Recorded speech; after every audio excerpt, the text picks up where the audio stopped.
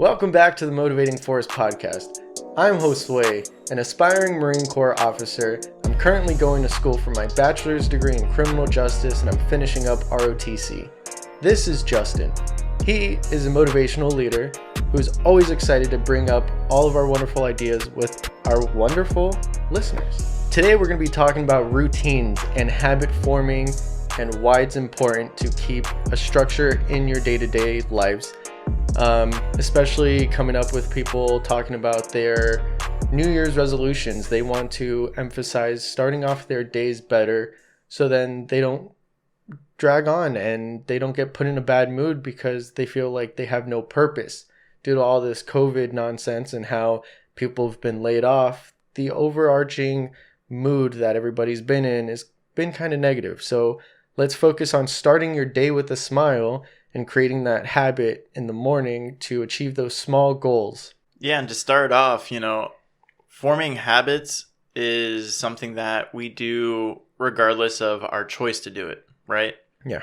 So with us being creatures of habits, we can go around and use that to our advantage. Today we're talking about redefining what it means to have a routine, okay? And what people don't realize is that if you're going to be one to listen to this and be like, oh, I don't have a routine, you kind of do. Yeah. Okay? Because if I were to ask you, hey, what are you doing this Tuesday? You're going to give me an answer, right? And you're going to go, oh, well, that's because I have that plans. And I say, okay. So in 3 weeks from now, what are you doing on Tuesday? You can give me an answer that's going to pretty much fill up almost your entire day. You're going to go to work. You're going to sleep a certain amount of time.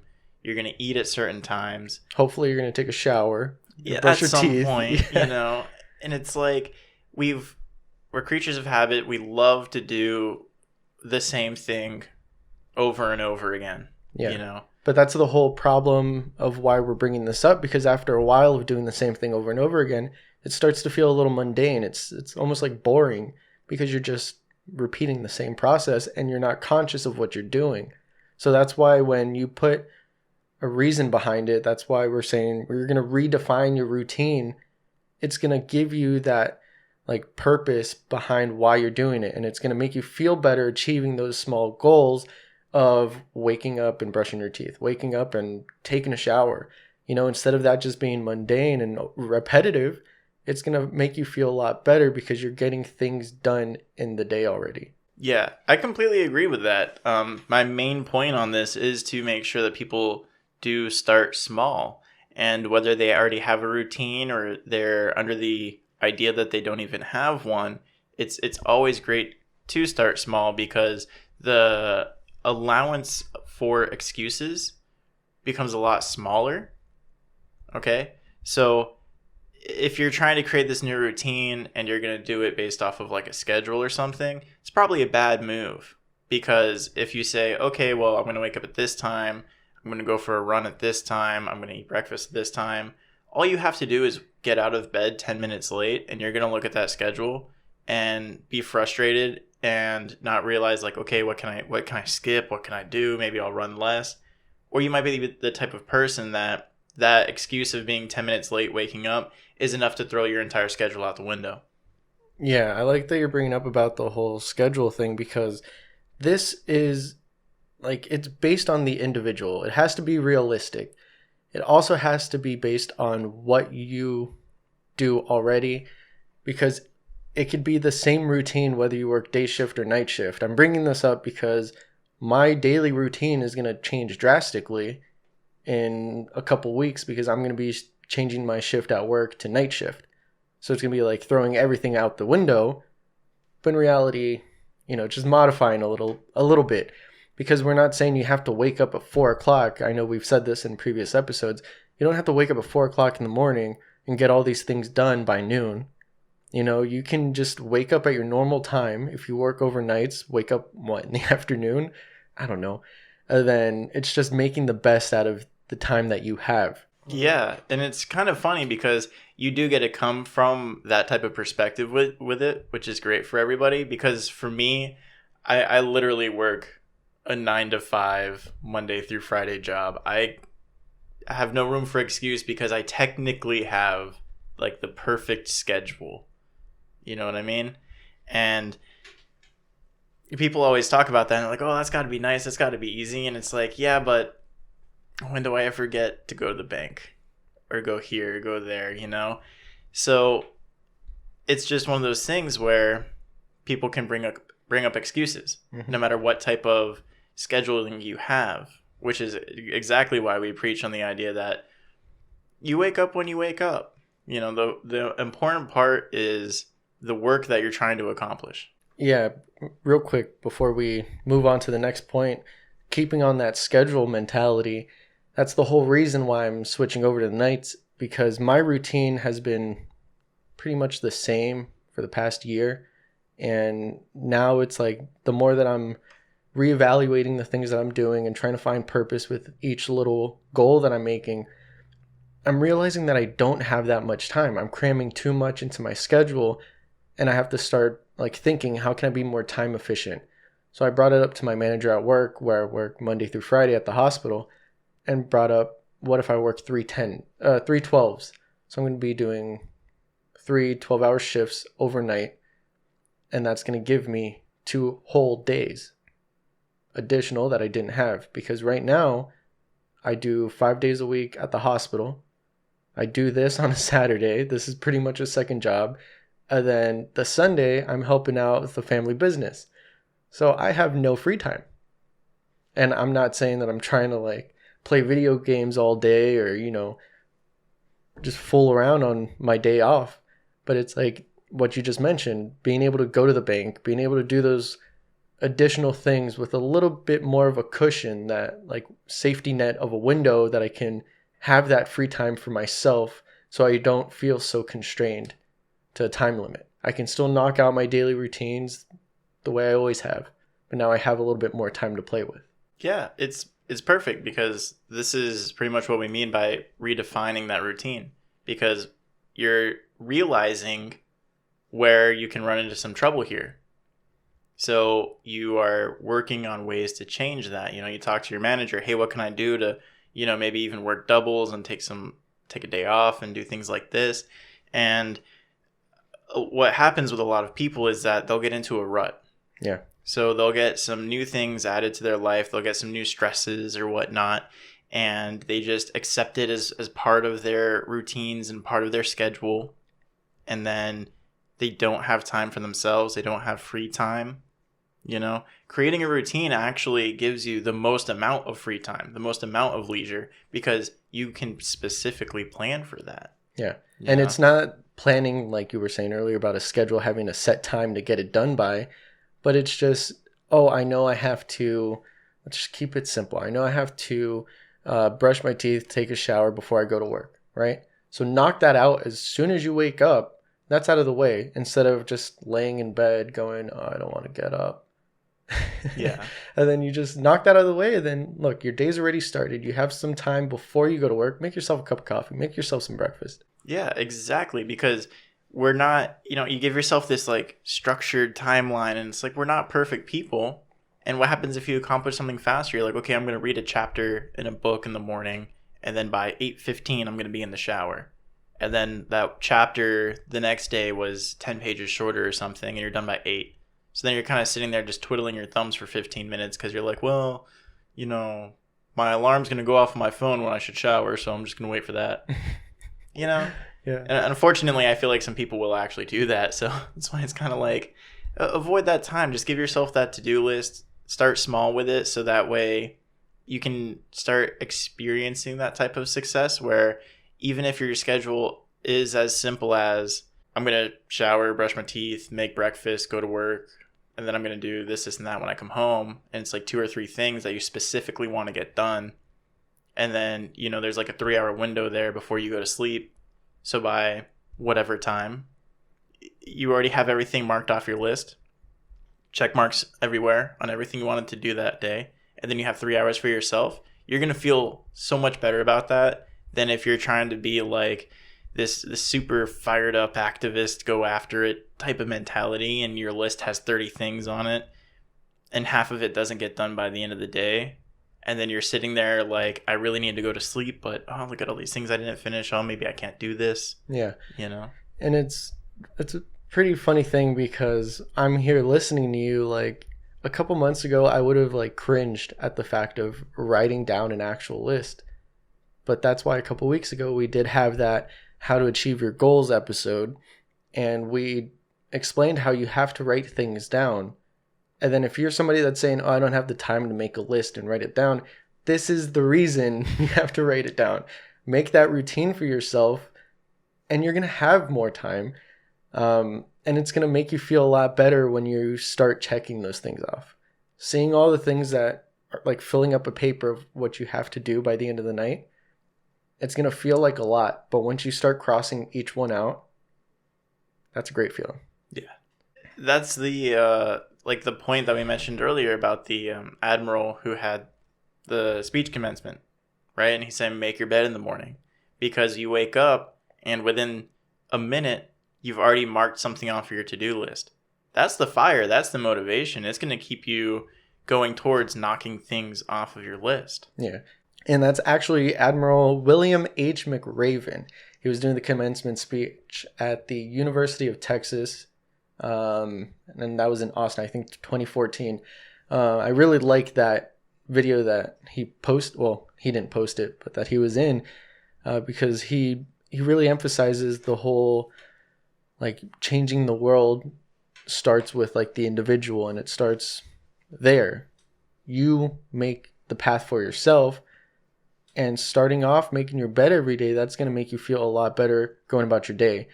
And then even if you have a crappy day and it's like miserable, because you can't have a perfect day all the time. So you come home after a long day or a stressful day, whatever it is, and then you just want to lay down in bed, and then you see it's a perfectly made bed. That's going to make you like, it's going to give you some hope that the next day is going to be better. And, I love that when you mentioned that to me earlier when we were discussing this episode, and it made a lot of light bulbs go off in my head, because it's an idea that I didn't think about when we were talking about creating a routine. And I know that sounds silly, but I mean, I skipped it. So hopefully some of you guys that might skip this at home, when you create that routine, you're trying to get things accomplished, right? And hopefully more so than just what's necessary of you, like showering and brushing your teeth in the morning, right? That's just called being a responsible adult. But we're talking like, reading a book, meditating, running, or jogging, whatever, But with like making your bed, and then it's the idea that when you come home, if things were bad that day, you come home to a nice clean environment, your bed's freshly made, it's ready to go for you. And you can add these things to your routine that take very little time, that reward the future you. And whether that future you being 8 hours from now, or a week from now, a day from now, whatever it is, there's things you can do that kind of treat yourself. And that being one of them. It's such a great example of things that you should add to your routine that just help make your life easier in the future.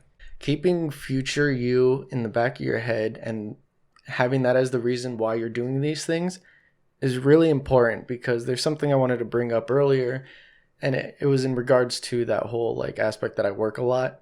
Not saying too much, but it's something that I heard before when I was kind of starting to overwork myself.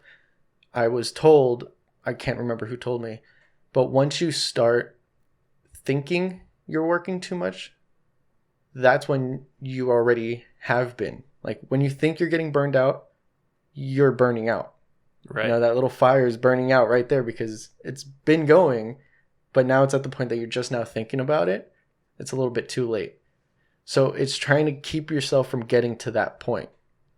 So keeping future you in mind, you don't want to get like time crunched. You don't want to stress about having to do something in 5 minutes. Get that out of the way at the beginning of the day or the week before. Create the routine so you can knock those things out as soon as possible. I like that, because I kind of experienced that like from the unproductive point of view, right? Obviously, you've always kind of had this borderline unhealthy association with work, right? Yeah, we know bit. You love to work a lot, so we make sure we keep that in check with you. But for myself, it can kind of be more so an unproductive thing, right? And for lack of better terms, years ago, I was more so like that World of Warcraft style type of nerd, always gaming, playing those MMOs and stuff like that. And they're huge time sinks. And what would happen, this is pretty much immediately after high school and getting into college and, working part-time, doing college part-time. And I kind of secretly made sure both of them were part-time because I spent seven to 10 hours a day playing, MMOs, like World of Warcraft. Before I even realized it, I pretty much had my associate's degree. I had no idea where the time went. So from an unproductive standpoint, when you have these routines and you're giving yourself a certain amount of time or whatever to get things done, and you create a lot of free time for yourself to kind of mess around in, as I kind of did, right? And I consider those years wasted for me, right? And you can say, oh, it's a great thing because, I got my degree in a decent amount of time. It's 3 years. It's okay. And it's like it was just so much free time. Like, man, I could have done so much more with that. And then because of the lack of things I was actually accomplishing, the time flew by. It slipped away from me. Those 2 years of, 3 years pretty much, those 3 years of my life were just gone. And that's why, to me, creating a routine or redefining your routine is so important, because you need to be able to have those things you can accomplish and see you're accomplishing those things and moving forward in life, and just getting after it for yourself. With the whole purpose being like that's going to help you stay grounded, knowing what you're accomplishing instead of just having time fly by because it's just useless time that you're spending. But I like to live my life by that motto that we always keep bringing up, that an object in motion stays in motion. But I started doing it for work. And we did discuss this before about having that like workaholic syndrome, that you're just working too much and it starts to affect your health. And that's why I've had to reevaluate my routine that I have and see that, yeah, I do need a little bit of me time. I also need a little bit of like friend time, family time, relationship time. It can't just always be working. Yeah, balancing all those things can be a challenge. Yeah, and it is. But just like the same with how you were gaming in your free time. And again, we're not saying that's a bad thing. We're not saying like, spending 7 or 8 hours on video games is bad because of things like Twitch. You can actually make money. You can actually have a career on that if you're going about it correctly. But the whole point of what we're talking about is making the most of the time that you're having, because I could just be overworking but like losing relationships with people. But that's important to have to a degree. So it's focusing on what I need to prioritize in my life correctly. And that's a step in this process that everybody needs to do when you want to make that routine for yourself. Which one is more important? Spending a day every weekend with friends or family, or getting an extra shift at work.